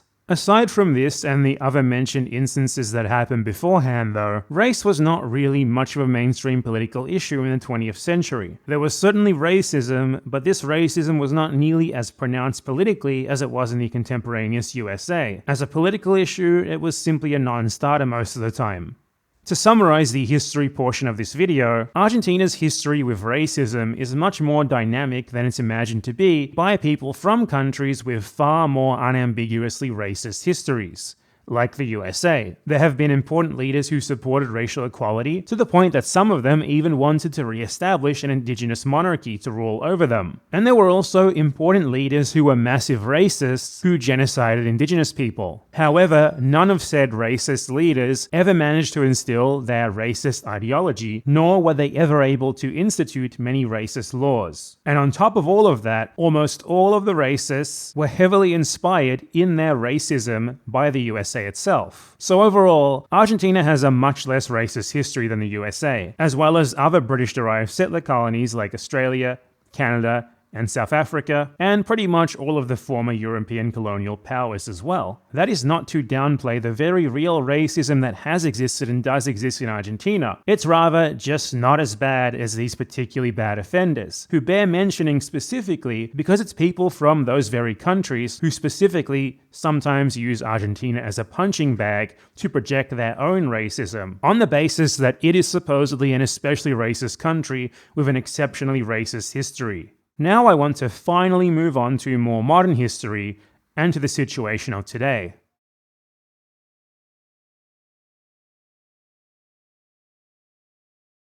From the mid-2000s onwards, Argentina formed an essential part of the continent-spanning Pink Tide Alliance, where left-wing and center-left governments were in power in many countries in the region. These governments worked with one another a lot, which helped to popularize further the notion of a shared regional history and identity, usually known as Patria Grande, which is basically the same idea of a big united South America that San Martin and Belgrano had 200 years earlier. In this period, and still today for many of those who lived through it, it was normal for Argentines to feel solidarity and identify with their regional neighbors, like Bolivia, Chile, Brazil, and Venezuela. You know, not really what you would expect from the most racist country ever that Americans imagine. Nonetheless, there was and certainly still is racism. Racism which largely comes from and is spread by the same middle upper to upper class elite in Argentina that it always has been. And most of this originates specifically from Peron's era, where racist insults against Peronists and others who aren't Peronists but who nonetheless support similar progressive sort of politics became normalized, which from there came to be used as generic insults against people perceived to be of lower socioeconomic status. It is very common in Argentina for someone who is Peronist or thought to be Peronist or further left than the Peronists to be called a negro de mierda,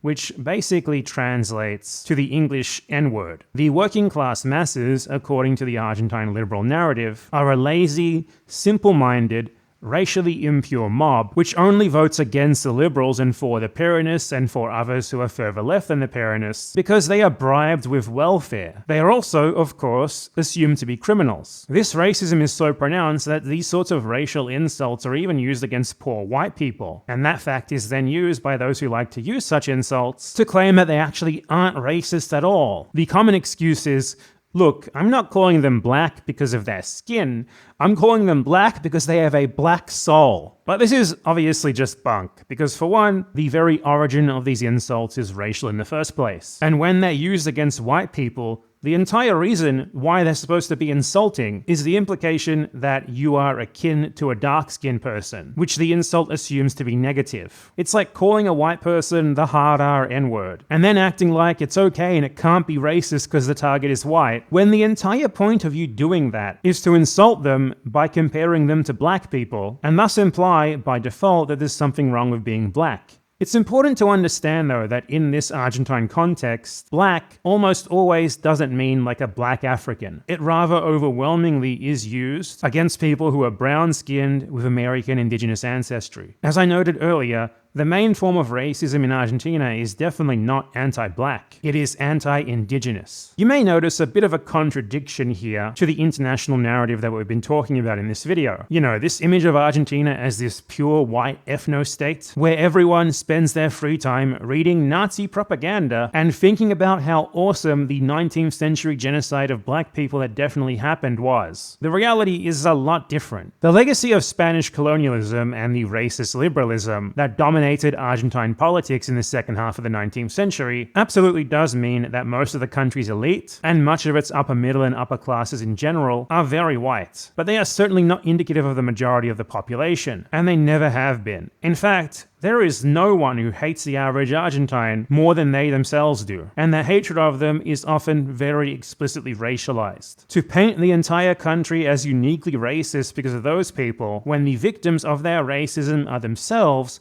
overwhelmingly Argentine, is not just ignorant and counterproductive, but actually quite malicious. This is by no means a uniquely Argentine phenomenon, as pretty much every country in Latin America has these same sorts of roots, and this exact same power structure derived from the Spanish colonial system. But Argentina in particular tends to be uniquely focused on. One reason for this appears to be the simple fact that foreigners look at Argentina through the lens of this Nazi Argentina trope and look for things that confirm their preconceived beliefs. And what they immediately notice is that Argentina has a larger white identifying population than most of its neighbors, so they assume that this by itself must be due to something nefarious, and it thus must be incredibly racist. Nazi idea proven, yay. While Argentina as a whole certainly has more white people than other countries in South America, aside from perhaps Uruguay and Chile, there's no really accurate way to quantify the racial makeup of the country because accurate censuses including race are simply not taken very often, if at all, and many people who may not be considered white nonetheless still identify as such when asked in surveys. All that you really need to do is simply spend some time in average neighborhoods in Argentina that are actually somewhat representative of the average person to tell that the country is a whole lot more mixed race than it's often considered to be abroad, even if there tends to be more European ancestry present than in many of its neighboring countries. But more European ancestry alone can't be pointed to as an example of some sort of affirmation of the Nazi Argentina trope, or as the country by default being some sort of abominably racist utopia. After all,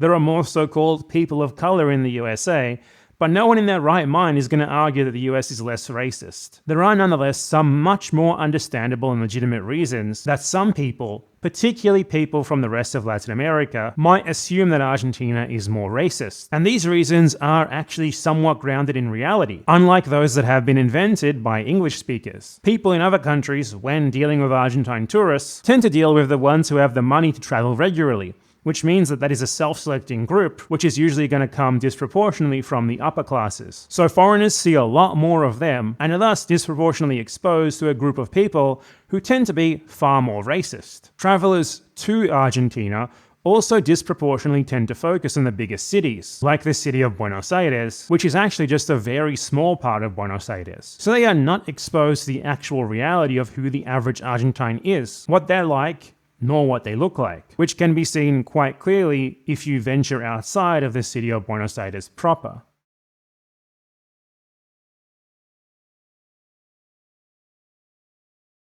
Nonetheless, while the situation here is certainly nowhere near as bad as it is often framed by Americans, it has recently been getting much worse very rapidly. In the last 5 years or so, explicitly anti-immigrant and racist politics have been gaining a lot more traction in Argentina, in a way that would have been unthinkable even 10 years ago. This has largely happened for one simple reason.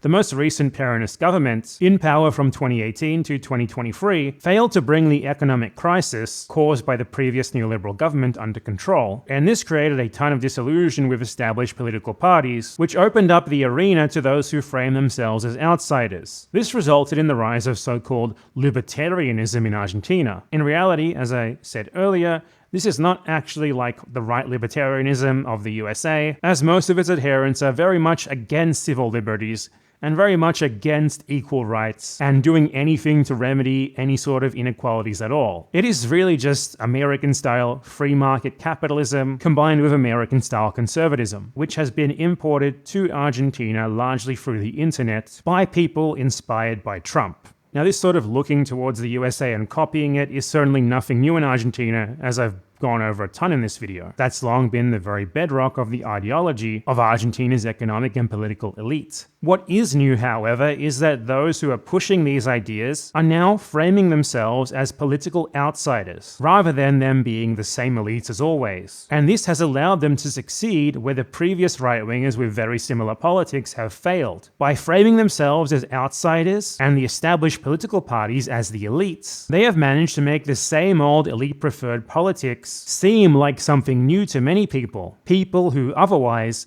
may never have given such ideas even a little bit of thought. This resulted in the election of Javier Milei in 2023, a self-described libertarian and anarcho-capitalist who literally got his entire ideology from Reddit. He's repeating the same old neoliberal shock therapy that has already happened in Argentina in the 70s, 80s, and 90s, while also taking his social policy from the regressive Western right wing, and particularly from Donald Trump. Seriously, he's so unoriginal that he literally gets up on stage and rants about wokeness and the gender agenda and stuff, like he's from a Ben Shapiro video from 10 years ago, except it's all said in a Spanish accent from someone who doesn't speak English, and it's really funny actually. Sí hay que callar a los que piensan distinto a la ideología woke. ¿Y qué clase de sociedad puede resultar del wokismo? Y el gran yunque que aparece como denominador común en los países e instituciones que están fracasando es el virus mental de la ideología woke. And of course, his love of American-style right-wing politics also means that he's trying to import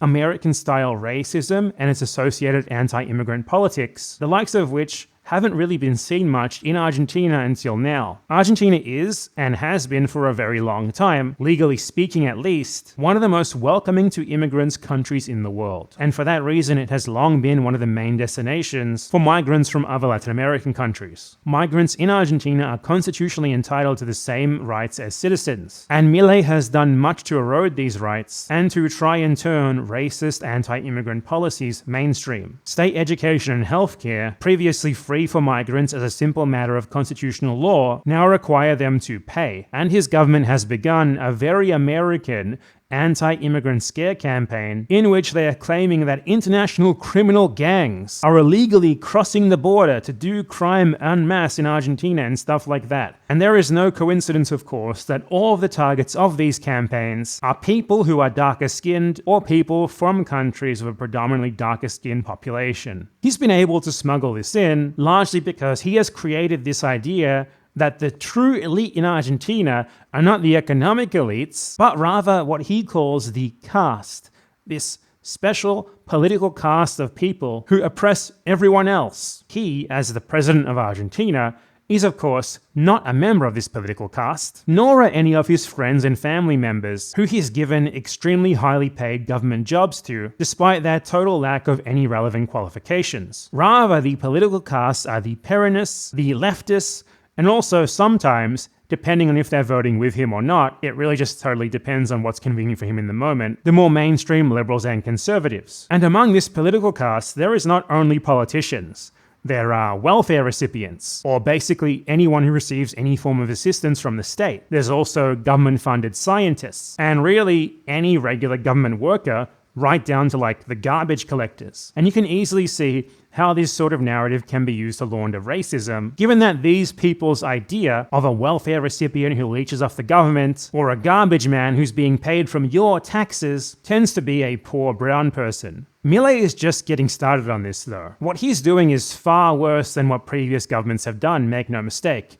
However, this is still relatively mild compared to what a ton of his supporters want, which they were already demanding years before he even became president. For at least the last 5 years, the movement that has formed around Milei has been attempting to import American and European-style racist politics into Argentina, largely via social media. They have their own little verified Twitter accounts, complete with generic Western online right-wing loser stuff like Pepe avatars, spamming all day about the gay agenda, and trying to reach an Argentine audience with the sort of stuff that they saw Americans, Australians, Europeans, Canadians, etc. saying, and decided, I'm gonna copy that. You know, the most vile, racist shit that I'm sure you've seen a million times before if you use social media. They all love Donald Trump, and they pretty much just take all their cues from the far right of the US and Europe. A lot of the time, this stuff isn't even relevant to Argentina in the slightest, which shows how deeply obsessed these people are with countries that would probably even deny them a tourist visa if they ever tried to go there, and how they basically never go outside to see what the actual reality in their own country is like. For example, they often post about, like,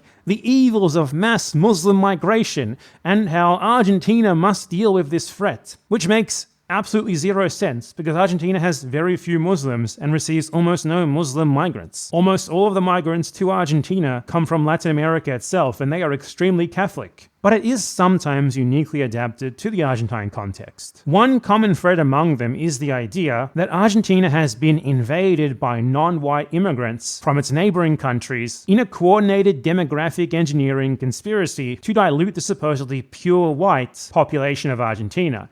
It's basically the white genocide thing, but for Argentina. This is obviously extremely worrying, but also slightly funny, because it really shows how sheltered they are from reality once again. Argentina is not, and never has been, some sort of pure white country. It's honestly almost like these people learned about their own country by reading what the ignorant Americans say about it on social media. Like, they see Americans say, oh, Argentina is a white ethno-state. What a shithole. What a bunch of racists. And they're like, Argentina's a white ethno-state? Argentina's a white ethno-state. It's sublime, really. These people never seem to go outside. And yet they are having quite an influence on the president of the country. Quite worrying. So this sort of thing has, little by little, become more and more acceptable over the course of recent years. For particularly egregious examples of this, prominent libertarian pro-Milei influencers posting openly under their real names with their real photos are openly saying that people with visible indigenous features are disgusting, genetically inferior, and calling for them to be genocided on social media and getting 40,000 likes for it. And these people have also formed an explicitly and openly racist sect of the pro-Milei movement called Argentina for the Argentines, where they talk about the pressing need for the Argentine government to round up and deport what they call boliguayos, fearmonger about non-existent mass Muslim migration to Argentina, and post in praise of the Milei government's attempts to make migration a major political issue.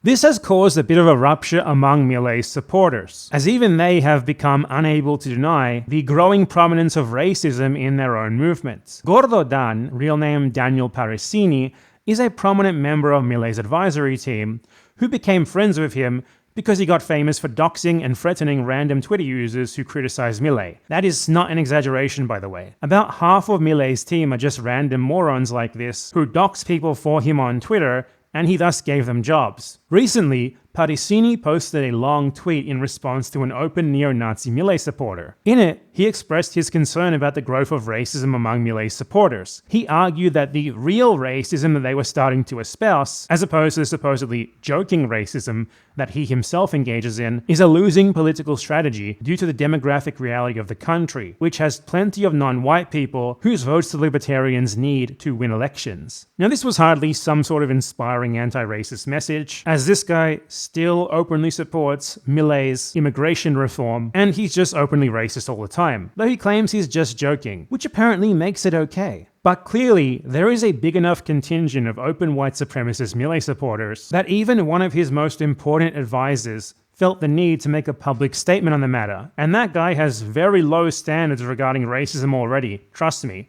so that says a lot. So now there's like a civil war going on between Milei supporters. On one side, there's the ones who think that like every single non-white person in Argentina should be deported, and they're in this battle with the Milei supporters who think that the non-white people who are already in Argentina should be allowed to stay, and it's just the ones who aren't here yet that should be kept out. So things are now, very suddenly, a whole lot worse than they were before, largely thanks to the scourge that is social media and the communication that it has enabled between Argentine right-wing shut-ins and their more experienced racist counterparts in the US and Europe. Because of the match that those people lit, explicitly racist and anti-immigrant politics have been rapidly gaining prominence, to the point that the government is actually acting upon them, and libertarian pro-Milei radio shows are unironically holding debates titled, "I shit you not, how racist should we be?" This has all happened so fast that the more progressive Argentines, who are very much against this sort of thing, have scarcely even noticed it. They've been totally blindsided, and it's become quite common to see people saying stuff like, hey, what the hell is going on here with all this racism? I thought it was all a joke, but this isn't a joke anymore. And due to Argentina's influence in the region, this surge in racism is also filtering to its neighboring countries, such as Uruguay, where people there are also noticing an uptick in racism and hearing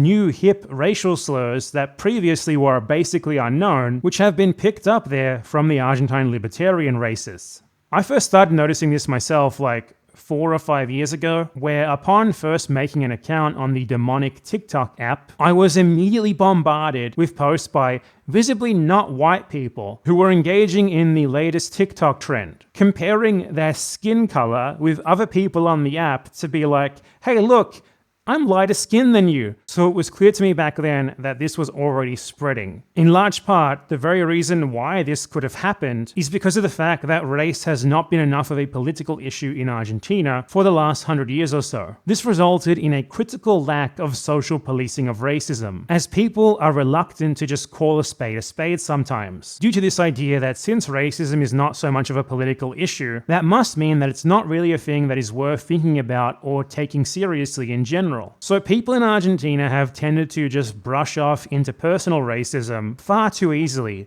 even when they themselves are victims of it, by saying, come on, it's just a joke, or, he didn't mean it in a really racist way. This has left people woefully unequipped to notice the warning signs of this surge in racist politics. And when those who are promoting it notice the complete lack of social consequences for doing so, that only emboldened them more and more, which made the problem worse and worse, rapidly getting us to where we are today, in the course of like 4 or 5 years. But another part of it, which is certainly not insignificant, is that this growth in social media communication between Argentines and the English-speaking world also coincided with Argentines in general, including progressive ones, being exposed to these sorts of false narratives about racism in their country, like it being a Nazi haven and some sort of super racist enclave, coming from ignorant foreigners, mostly Americans who uncritically believe whatever bullshit they see others spread on social media. And that this mostly comes from Americans is especially a sour point, because Argentine progressives and leftists are very conscious of the USA's constant interference in Argentine politics, which makes them inclined to see such narratives being spread from the USA as part and parcel with this history of American imperialism against Argentina. So this resulted in quite a few Argentine progressives being negatively polarized into denialism. So they became incorrectly suspicious of genuine claims that racism is growing in Argentina. Thus, when they did see genuine instances of this racism, they would just brush it off as something fringe, or just jokes, and not really worth caring much about. After all, Argentina isn't racist like the USA is, regardless of what those obnoxious Americans insist. So there was nothing to worry about. But the problem is, as racist as the USA is a really high bar to require before you start taking racism seriously. And we're now seeing the negative consequences of that sort of thinking. For an example of this from my own personal experience, I've tried to denounce this surge in racism in Argentina before to Argentines, and I've also talked about things like the importance of black people to Argentine history and stuff like that. And this resulted in me, on multiple occasions, being accused by self-identified Argentine progressives of being a CIA agent who was sent by the USA to spread the idea that Argentina is racist in order to legitimize a US invasion of the country. This is an insane allegation, not because it's just obviously wrong, but also because the USA quite clearly does not need to invade Argentina, given that the current president of Argentina would bend over backwards to do anything they want anyway. Now, after years of this sort of complacency, they are facing down a government taking worrying anti-immigrant measures for the first time in a very long time, which is being egged on in doing so by a sizable and very openly racist contingent of its supporters, who are intent on LARPing as Americans and Europeans, and thus on importing their style of political racism to Argentina, the very sort of political racism that the Argentine progressives were previously convinced that their country was immune to. And they are woefully prepared to deal with this as a result, and it could easily get even more out of hand fast if they don't soon. To be clear here, I'm not stating they bear no responsibility for this. It's obviously their fault for allowing idiot Americans saying dumb stuff to get to them to the extent that they allowed clearly growing racism to fly for many years. To the point that we now have in Argentina people who really want race to be a real mainstream political issue in positions of actual political power in a country where that thing scarcely happens. Failing to properly assess a clear and growing problem in your society, in part because you saw some people on the internet who aren't even from your country saying wrong things, and you let that annoy you, is impossibly embarrassing for the Argentine progressive and left movement. Just honestly, super pathetic. American and European progressives are often ludicrously sensitive to racism. On the opposite side of this equation, though, Argentine progressives have not been nearly sensitive enough to racism. They have long been far too willing to just brush it off as just jokes or not super serious and much of a threat, lulled into a sense of complacency just because it hasn't been much of a political issue, as if it could never be one. And now it's certainly not just a joke. It's certainly very serious, and it's definitely very political. And a big part of why this could happen is their prior lack of sensitivity to it, and the ignorant English-speaking foreigners who've spent years spreading this ignorant bullshit about racism in Argentina really didn't help with this one bit. In fact, they made it quite a bit worse. So if you are a foreigner, particularly an American, who believed in these sorts of distortions of history that were made up by random bloggers, and you didn't need to see a single shred of evidence to believe this stuff, I hope that maybe you've been educated a little bit now, and perhaps you will reflect on the very real damage that this sort of narrative has resulted in. And if you're one of the Argentines in question, the best time to start dealing with this surge in racism was when it was beginning. But the next best time is now.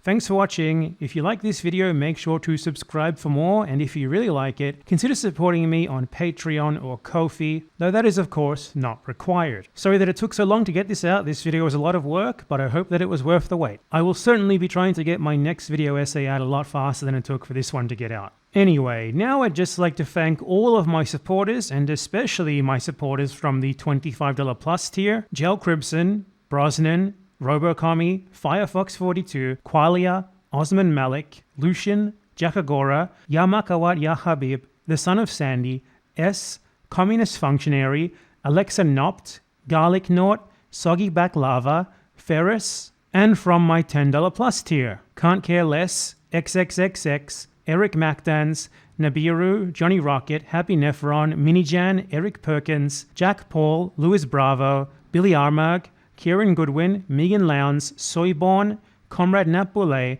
Hector Obregon, Asma B, Support Libraries, Jizdog, Cockled Badger, Miguel Kigel, Bitchy Obama, T Street, Aramis Goodspiel, Noah Larson, Miss Posadas, Flashy, You Can Change Your Name, Bicep, Gabba Gundam 4444, Adrian Nisu, The Big L, Brave Neurosis, Gio, Lorenzino, Lee Breeze, Robin, Gareth Miguel, K, J, Splinkerbell, The Most Anonymous, Senator the Tanky, Big Little Man 12, Kai Sissy Drew, Pookie, Ronnie B, Garrett, Tova Tio, and Nerla 1. Thanks very much again, and I hope to see you next time.